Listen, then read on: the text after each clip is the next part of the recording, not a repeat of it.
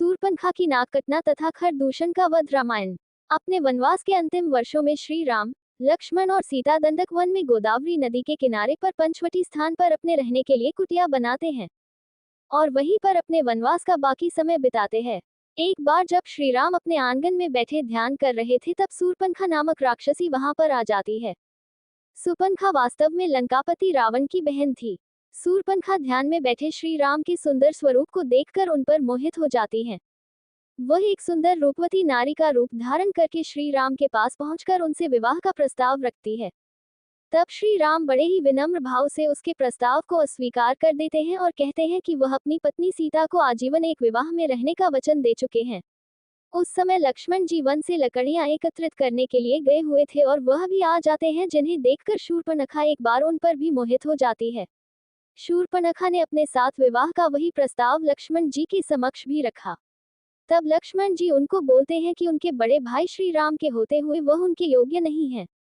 सूर्पनखा की नाक कटना। जब श्री राम और लक्ष्मण दोनों सूर्पनखा के विवाह प्रस्ताव को इनकार कर देते हैं, तो सूर्पनखा को क्रोध आ जाता है और तभी देवी सीता भी कुटिया के अंदर से बाहर निकल कर आती हैं। सीता को देखकर सूर्पनखा श्री राम को कहती है कि तुम इस औरत के कारण ही मुझे नकार रहे हो, इसलिए मैं तुम्हारी पत्नी को ही खा जाती हूँ।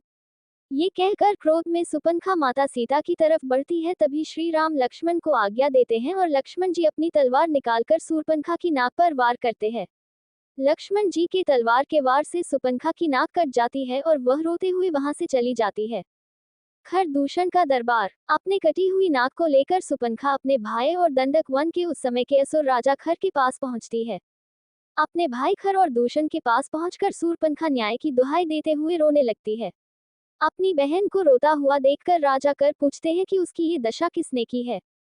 तब सूर्पनखा रोते हुए खर को बताती है कि श्री राम और लक्ष्मण नाम के दो युवक गोदावरी नदी के किनारे अपनी कुटिया बनाकर वहां पर रहने आए हैं। उन्होंने मुझे अकेली पाकर मेरा अपमान करने की कोशिश की, इसलिए आप वहां जाकर उन दोनों से मेरे अपमान का बदला लीजिए। उनके साथ एक सुंदर नारी भी है जो कि राम की पत्नी है। अपने बहन के अपमान का बदला लेने के लिए खर और दूषण अपने 14 राक्षसों को एक साथ भेज देते हैं और कहते हैं कि जाओ और पंचवटी में बनी हुई कुटिया का तिनका तिनका बिखेर डालो और उजाड़ दो। असुर खर के 14 सैनिक एक साथ पंचवटी की तरफ जाते हैं। वहां श्रीराम पहले से ही उनका इंतजार कर रहे थे, क्योंकि उन्हें अंदाजा था कि सूर्पनखा अपने अपमान का बदला लेने के लिए अवश्य किसी ना किसी को भेजेगी।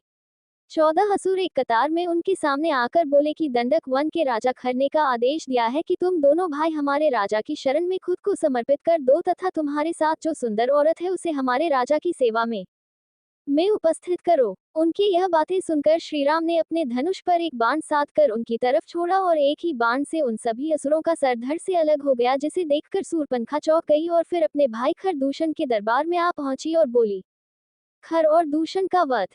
रक्षा कीजिए भैया, रक्षा कीजिए। आपके भेजे हुए 14 असुरों को उस राम ने अपने की बाण से मार डाला।